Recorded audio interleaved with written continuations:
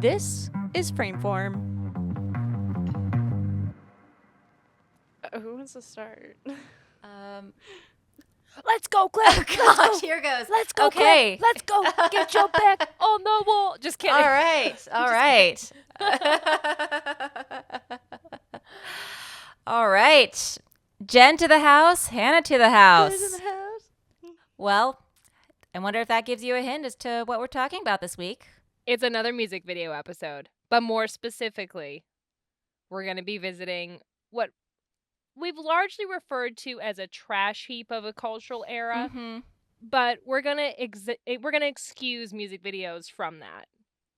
And specifically, we'll be talking about none other than Missy Elliott. I disagree. I don't think it was a big trash heap, but it was the height of pop culture, tabloid culture. It's Okay, you just said tabloid. So I would put Huge that in turn trash off. heap. right. And I would put the fashion in trash heap. And I would put consumer culture peak. Paris Hilton being the it girl, like that's a dark time for society. Hey. Paris isn't that bad. I respect Paris Hilton. She's a national treasure. Well, it's just like, imagine everything that you see on BuzzFeed or all the clickbait stuff that you see on the internet. Imagine if that was on TV all the time. Right. E-entertainment also at a height. I think something very iconic about this time period too is it was kind of before media exploded massively beyond a point of no return. Like, of course, the internet was around in the early 2000s, but YouTube wasn't really big until 2007. Yeah. So I love that the video we picked to really focus on today, because I think it totally represents this bridge between the music video channel, music video awards, Billboard topping, pop star world that we had of the music industry before it kind of collapsed into the internet culture. It's really is on the cusp there. Basically, we're looking at a time specifically between 2004 and 2007 when things were just starting to gravitate to the internet space. Now, YouTube officially was founded right around 2005. So the music videos that come in right before that are sort of this last gasp of TV-centric entertainment or TV-centric creation. While they're short little nuggets and they're short, very visually stimulating ones, they are playing for a captive audience, and they're not necessarily competing for your eyes against other forms of media. And as far as content and celebrity image and branding is concerned, this was a very different time than what we find now, where this was peak, as Hannah said, like this was peak tabloid paparazzi era. And that was the equivalent of seeing a more natural post that someone might put on social media. But as far as artist-driven creative identity, the music video was an essential part of anyone seeking success in music at this time. And there were a lot of really great examples of not just, artists that had an entire body of work of these visual albums that were inseparable from their body of work musically and their visual identity. But you also had specific directors that were really making a name for themselves and heavily influencing the aesthetic and our expectations of what a music video is and could be. Yeah, I remember watching MTV, VH1, and there was another network called Fuse, and Yes, they were doing Fuse. more alternative music videos. But And we also had much more music and much music in Canada. Not sure if no, you had those We didn't down have here. them down here, but I always watched the made-for-TV specials that they had, and I was jealous that you guys had them and we didn't. Like pop-up video and fromage type specials or Stuff like that. yeah, which I think really quickly I just want to mention, as I was thinking about this, like time in consumption and production, music videos were so prevalent that there was the birth of reaction videos, which Fromage kind of was that. You Oh. also had top Yep. 10s and charts, and like, anytime you reach a point of saturation, there needs to be an action of like curation and organization and classification of the stuff. Otherwise it becomes overwhelming for audiences and they may lose interest or not know what's cool. And I think this was kind of like, as you said, Claire, like the last gasp. Like this was the last opportunity before things completely exploded into the landscape we see now, which is endless channels and algorithms. And the three of us here, I bet the platforms we use, the apps, the channels, the curated playlists we've made, our media landscapes look nothing like each other's. Yeah. Yet 20 years ago, they would have been very similar. Yeah, it's interesting how internet has changed the game of music video watching uh from then to now. I still think there is some, yet almost a lot of similarity still to how this all occurs and what is in and what is not. However, it's just not, we don't have Carson Daly and the musical guest there to present their new work. I mean, not a lot of people are listening to the radio, which is another source of where pop music is being sourced or found out about. I mean, or if they're listening to the radio, it's usually like a very specific station or like a very specific satellite. Right. Kind like of feed. if we're using Sirius XM or Apple Music, which is also a huge kind of almost like a little replacement of what TRL was when we have these celebrity DJs such as or like Ryan Seacrest, Zane Lowe, and so forth. And they're replacing that conversation instead of in front of a live audience in New York City Times Square. They're in the studio recording and you're listening to it in your ears. I think an important consideration too is the economics. And the early 2000s is also not just when YouTube and online media consumption was taking off, and this idea of like the personal experience, the personally curated music or visual library. You also had Napster and LimeWire and all of these other platforms that had dramatically changed the economic landscape of the music industry, the dance industry. I'm sure other sectors as well, but certainly music and dance. And actually, we can link this in the show notes, but I just want to call back to one of our Frameform season 1 episodes where we talk with Stephen Butler, who actually was in some music videos of this era. Most notably, I would say Ludacris, which is pretty awesome. But yeah, we'll link that episode in the show notes, and he talks a little bit about that as well. But what I wanted to circle back to is with iTunes Music is the economics. I wonder how much of it is artists paying or their labels paying for certain rankings and how that feeds into then people end up watching it more, and the fact that it might still not be reflective of actual popularity, even though you can actually track views and things like that easier online than you probably would for like tuning into a TV station. Yeah, and these releases, they're still setting up the premieres. I know that, I mean, YouTube is the biggest source of where those releases are being shown, and they are publicized, whether that be through the artist's social media channel on Instagram or TikTok, or if people are actually following the artist on Facebook.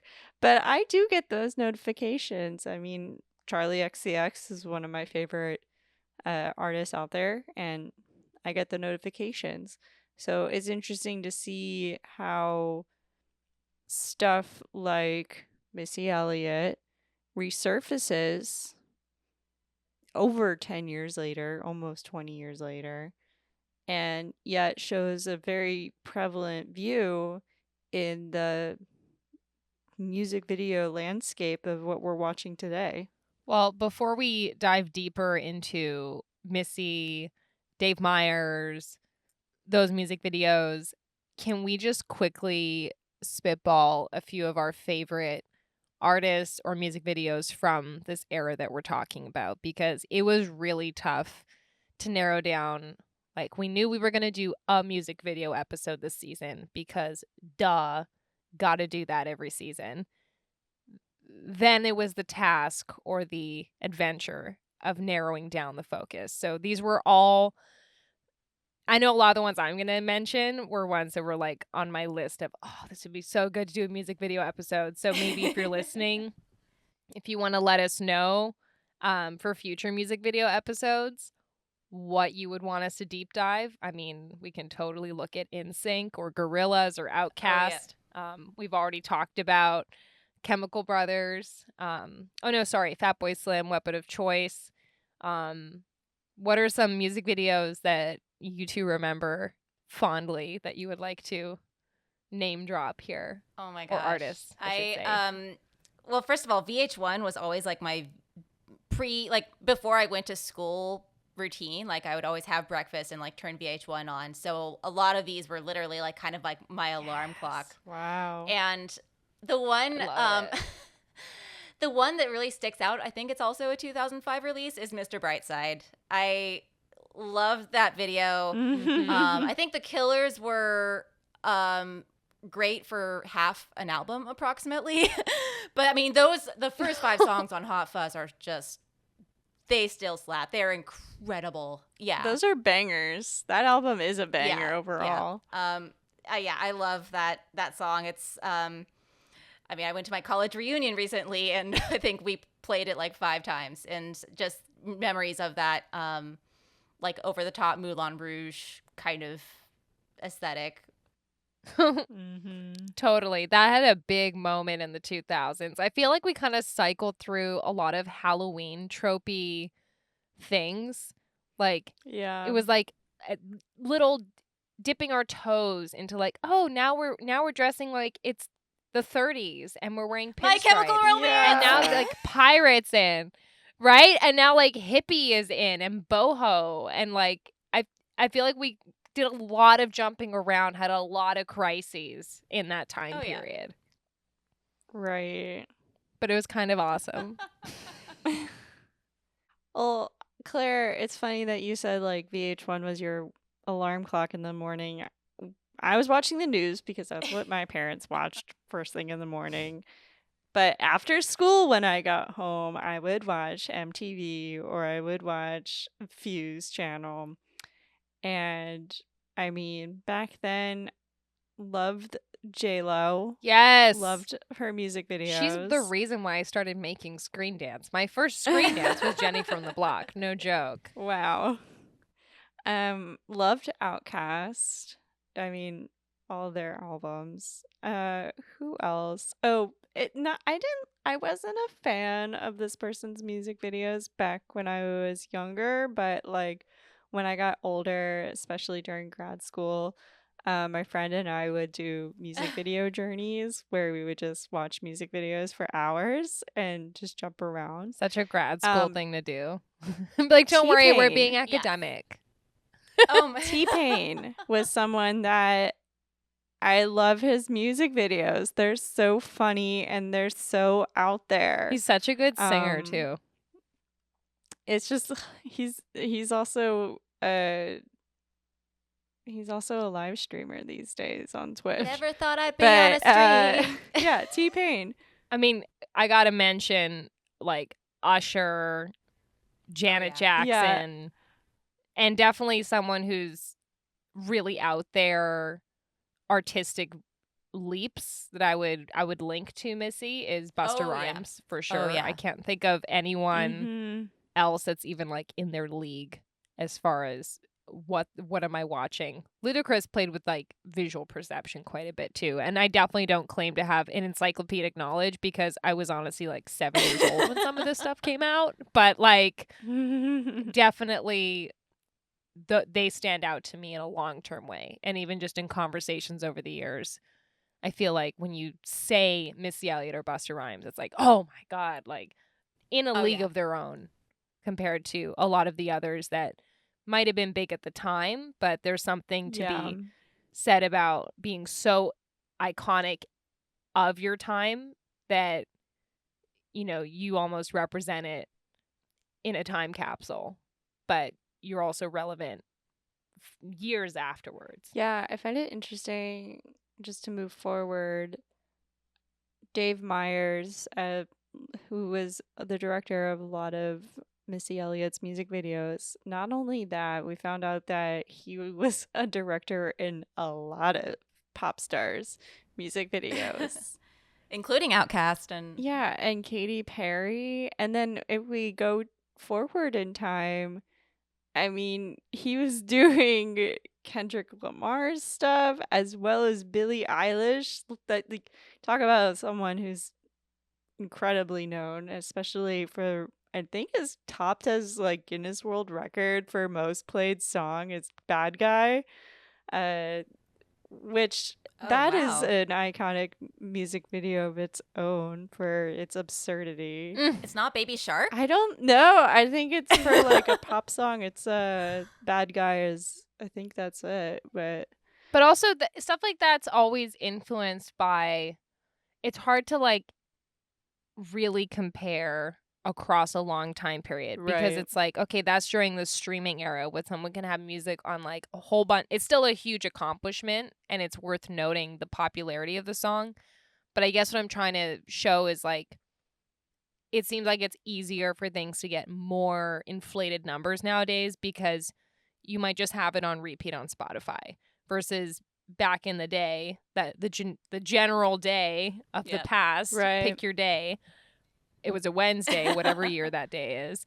And you had to like request the song or you had to put your record back on a certain track or something.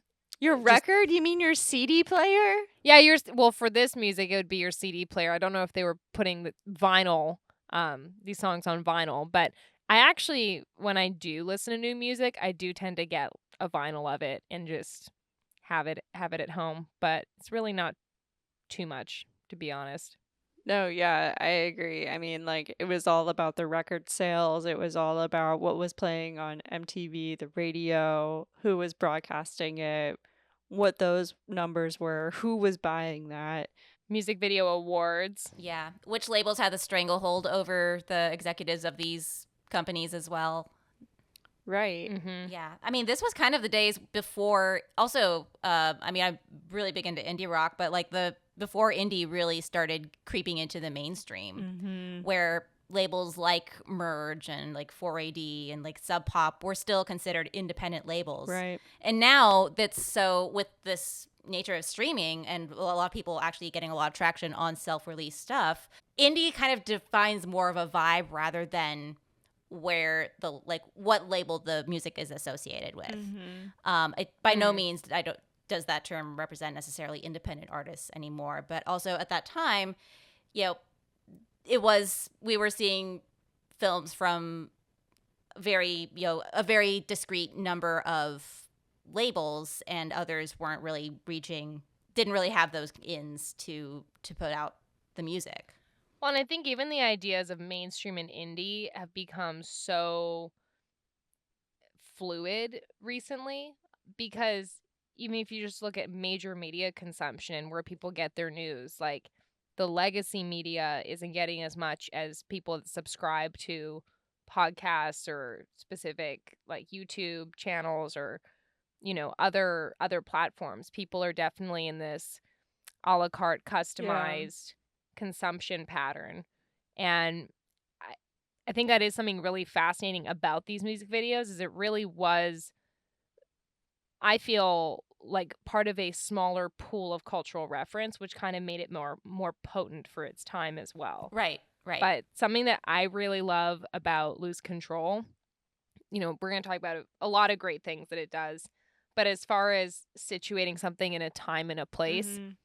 at the same time, it's got some historic references and what I believe to be like a little bit of a nod to the future. Oh yeah. It's got these iconic things of 2005. Like she's randomly got this little terrier purse Right. dog thing in one shot, and then she's got like the Nokia phone Yes. with the stylus. Yes. Like, and Ciara's bangs. Oh my Those gosh. bangs are so early 2000s. Like, I just love that this specific video is such a good example of being of its time, but also having some really good fluidity between like what it's calling back to and what it's indicating as far as forward movement of where music videos were headed. Talking about the future, I mean, especially the one thing that we notice right away when we open up with this music video is the digital effects to it with the really high contrast lighting, like so high contrasted that like all you could see are like purple hoodies and white sneakers and maybe their eyes. And with that, I mean, it just keeps going from there of just stylization, digital manipulation, going from what you can see and what is real versus not real when we get to her on the sand. And obviously, her head is detached from the rest of her body. And just the extremity as far as the color grading goes too. Like it's very, very like each scene is very very intentionally stylized. Which is huge for that time, by the way. That was a huge, huge thing in not just in music videos, but in all filmmaking at that time. And the use of digital effects helps it really shift time periods as well, because this is a video that travels through time. I kind of feel like it has this, it's like got a circular, it's like a cue. It's got a circular structure and it's got this weird tail at the end that just goes off and does its own thing. So we'll talk about that tail ending afterwards, but I definitely think we should talk about like all the vernacular jazz references and all the different eras that we see expressed, and definitely how the aesthetic changes and how the visual effects assist in that time travel. So one of the things that definitely struck me, like you both mentioned, the high contrast, the close-ups at the beginning, but also like the shell tops. They've kind of come and gone more recently as a wave of a trend. Like it is a classic shoe, but that was kind of nostalgic to see, but also a reminder of like, oh, man, like this is real classic hip hop culture right Yeah. here. Is like we have the iconic shoe, but also they're wearing white gloves and tutting and doing all this intricate hand and footwork. And I really like how the beginning kind of sets up this interesting, mysterious kind of portal. And then we go back in time. We see like the swing dance, we see the partner work, we see the Lindy hop. And how I kind of read that visual kind of reminded me of, with Missy being like partially underground, partially unearthed, is that we were unearthing this ancient idea and kind of going back in time. And I thought that was, I like that the entire video didn't revolve around that visual. Like you kind of got it and then it moved into the actual ride in the adventure. But I definitely want to shout out like the Lindy Hop and the partnering section, particularly after like the females are like thrown up on the wall, they fold forward, they get flipped over. Like that section there really reminded me of a clip from How's a Poppin' that I've seen, and like it was just really cool to see it set to contemporary music, but have this classical vernacular movement. I just loved that so much. I think the movement really has a nice play between what's the real and what's grounded, and sort of what is the impossible and what can only be done on film. Like we see the moments with the dancers, it almost feels like they're putty and they're being thrown on the wall and they're moving there, and we even see that at the end with sort of the anti-gravity movement as well. And just those extremes really just really heighten just how almost absurd it is, or how almost extraordinary it is, even though it's an effect that's pretty simple. Absurdity for sure.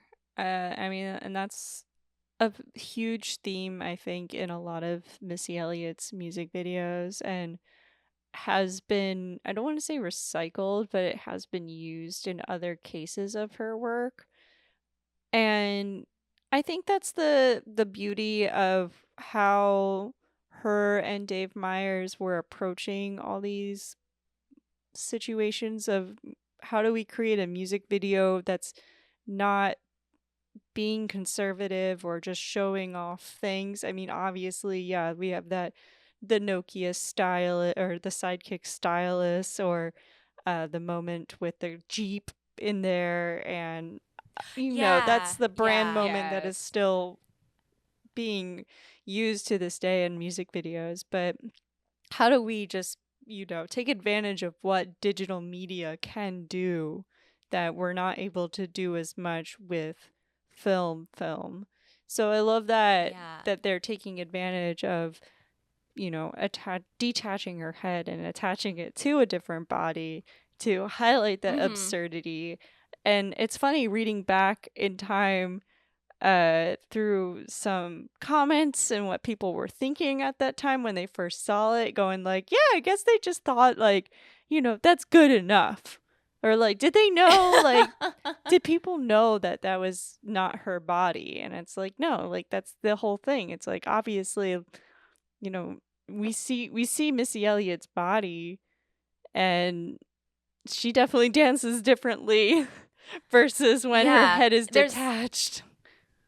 Yeah, there seems to be this really interesting tension of sort of the I don't know how to say like virtuosic and not, but sort of like what's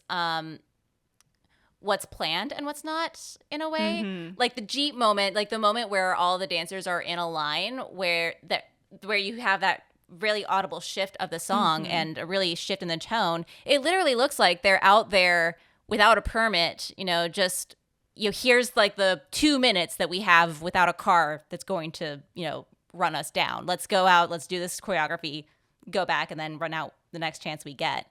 And there's something that's very, I don't know, that made me laugh upon this rewatch, especially in contrast to the previous scenes, which are so stylized and so controlled in a way.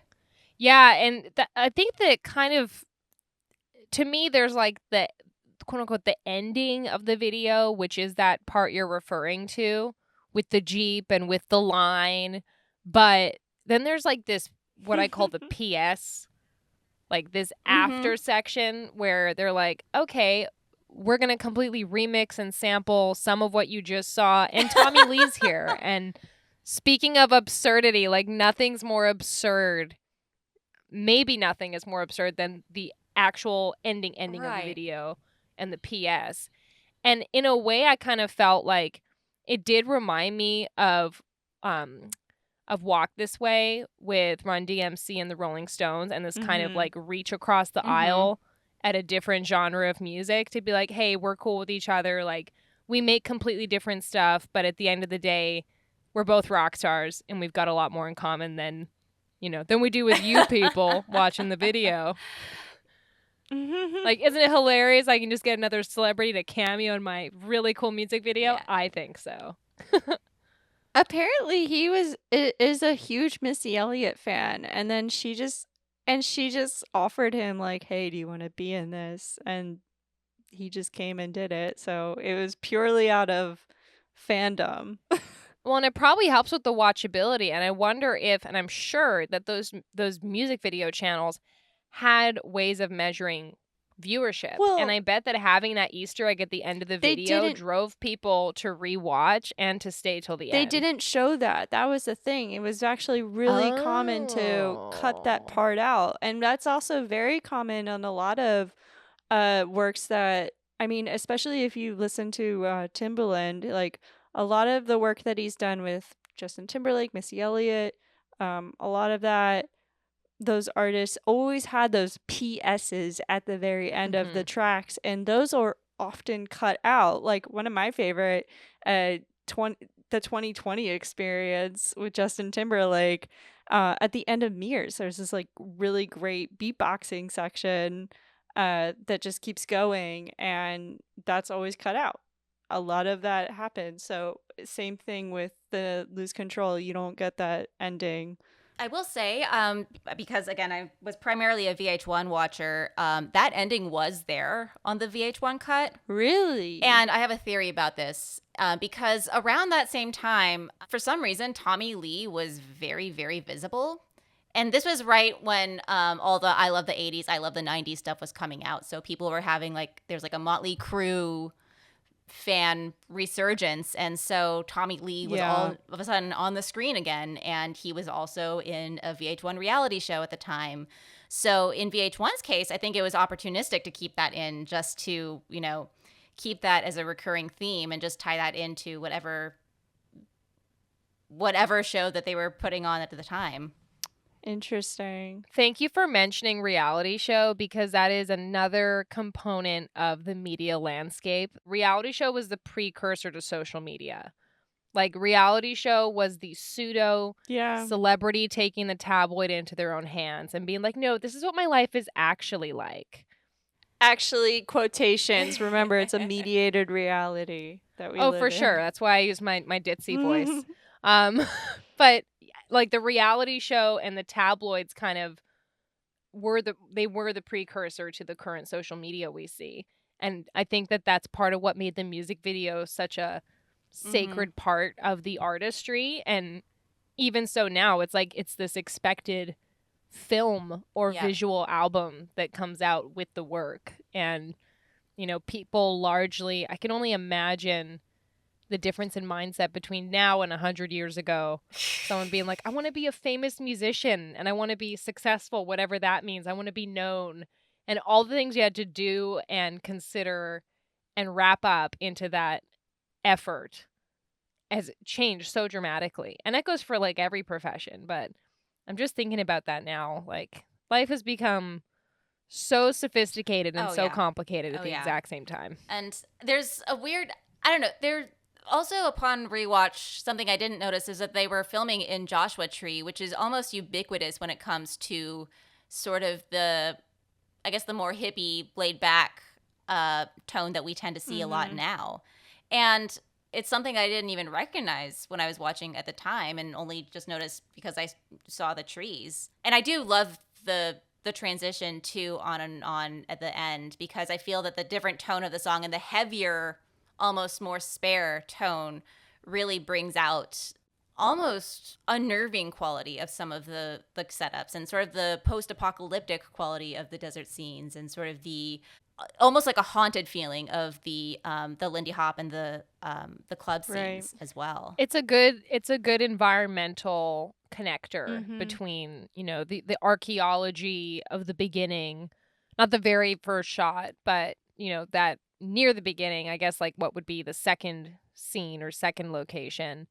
And then even like the Lindy Hop section where they're in like the tavern or whatever, it's got a very dusty look to it. I was actually trying to like get ahead of our work and get some screenshots from the music video to put into our Google Drive. And I wanted to use a section from the Lindy Hop bit, and I couldn't find anything that was sharp enough, because they obviously put a video effect on it. I couldn't find anything sharp enough and like with enough contrast and with enough stillness in it. So we're probably going to end up with like the hoodie shot or the Jeep. I just wanted to mention how surprised that, given the complexity of both the video and the song is comparatively spare when it comes to composition compared to a lot of commercial work that we see. Like, Missy Elliott herself produced the song. She came up with that beat. And it really is, I mean, the song itself is kind of as close to what a major label auteur track might be. And it's also a very simple one, just a very simple 4/4. Like, we're not doing a hey ya, whatever the hell that time signature is. It's a very simple 4/4 and variations on it. And I think that almost that simplicity helps amplify everything else. It provides the great base to build everything else onto. Yeah, definitely really successful. It makes me think of how Black Eyed Peas have become super successful in that nature as well, when it comes to just like figuring out what works and then sticking with that, and then letting the rest just happen for it. And I respect that for musicians to do that, like just take what works and go with it, and maybe not producing the same beat every time, but just figuring out what other people are going to like. I mean, Daft Punk is another great example of that thread. Oh yeah. Oh yeah. You brought up Black Eyed Peas, so I would be remiss not to share this recent personal experience. I felt so old. There was a car driving nearby and I heard A-M-O. Yeah, man. But it was like so slowed down, and it was that Jack Harlow song. And I was like, am I so old that songs from when I was in high school are I now love it. old enough I'm to all be for it. obscure samples? That was a very real moment for me. I'm glad I had some support at that time. I love Black Eyed Peas. I have no hate. Well, something I wanted to say as we're wrapping up here, and we could talk about each of Missy Elliott's music videos in depth. It was really hard to just pick one. And even the one that we did, I feel like we could go to even farther depths, even deeper depths. But I think we did a good job kind of giving a nod to this very iconic era. And I always look for like a symbolic takeaway or a message. And like this song, like it's a very literal song. Like music makes you lose control. And my takeaway was that regardless of what time period you're in, dead or alive, like literally could resurrect you from the ground, music makes you want to dance. And music dance evolves over time. The way that we celebrate music makes you want to dance and connect with other people and celebrate. And in a similar way, music videos are always going to be part of music culture, just like dance is. So to listen to music is to want to dance, and to create and listen to music is also to engage in a video culture. Well, and also, I wouldn't say just dance. Obviously, that's a part of it, but like music in general is just like it's taking you over emotionally, for sure. I would say that starts first, and then it's like, do we go physical with that? And I think that's where the losing of control happens, is because the music is taking over everything. That's all you can think of. It's creating, making you feel a certain way. It's making you think a certain way. It's making you tap into areas of your brain that you probably don't access often. And dance is a huge into it. I tapped right into the area of my brain. I tapped right into the area of my brain that saw Ciara's bangs in the video and thought that I should go down that path too. And that was not the right choice for me. Yeah. The power and influence of music videos, people. And it's a music video song and music video that are both direct, but have so many layers that you can experience them in so many different ways. Like with a song, you can follow that, very quick 16th note, crescendo that really is the base of the song. You can indulge in what are, I think Wikipedia said, 9 beat drops throughout a 3-minute song, which is insane. And you can also follow your way through the video in many different ways and see which moments resonate with you and why. It's a brilliant, really all-encompassing experience. And also, if you do watch the music video, do try to listen with headphones on. It really is a surround sound experience. Yeah, my friend, I want to say that real quick. Music videos, or just like songs in general nowadays, don't give that same full effect of sound like they did in the early 2000s. And my friend brought this up today, listening to some early 2000s work, and I was like, wow, he's so right. Like you don't get that fullness that they made back in the day. You know why? Because people are tired. They are tired of listening and watching so much, and they're tired of how much they have to do just to survive and exist as a brand. That's disgusting, Jen. You just said that as a brand. Like, It's so true. That's the sad part of it. Yeah, it's totally what it is. Like an artist, they're more of a brand than an artist. Considering, I mean, depending how artistically they're involved in what they're doing, some of these pop stars are more of a product than an artistic approach. And It hurts. it Oh, does yeah. hurt. I didn't create the system. I'm just I know. No, I I'm know. just It's describing it's it. just so funny how real that I'm doing the is. closed captions for what I've observed all these years. And I think that really part of it is that Yeah. there's the kind of media that they are responsible for managing.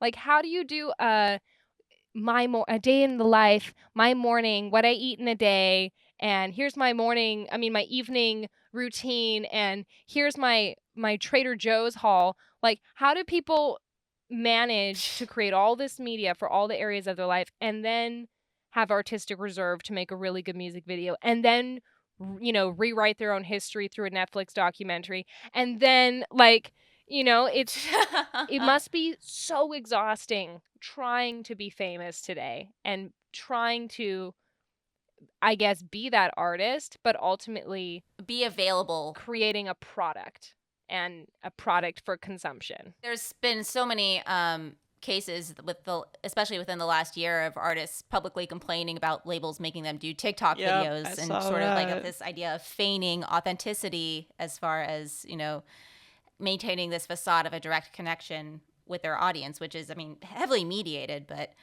as you were mentioning earlier, Hannah. But yeah, I mean, it's exhausting just having basically all of your output reduced Right. to content. And I think that's the difference is it's all about the tent.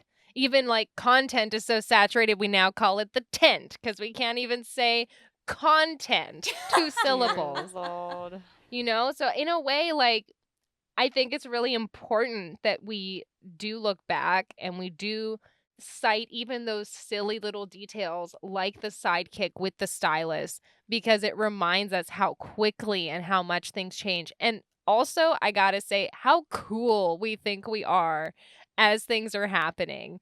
And just like with, fashion and clothing, the more trendy you try and be, this goes with like tech as well with movies.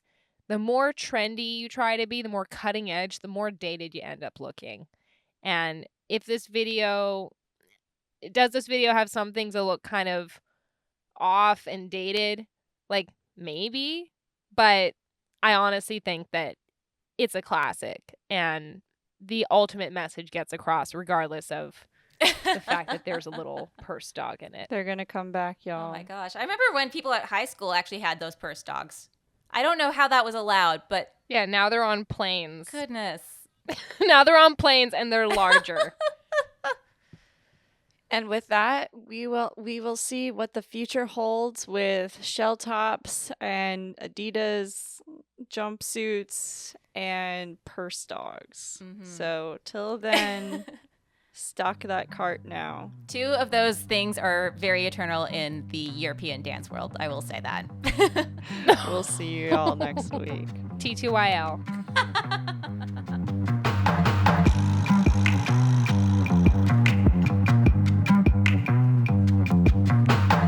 This is Frameform, hosted by Hannah Weber, Jen Ray, and Claire Schweitzer.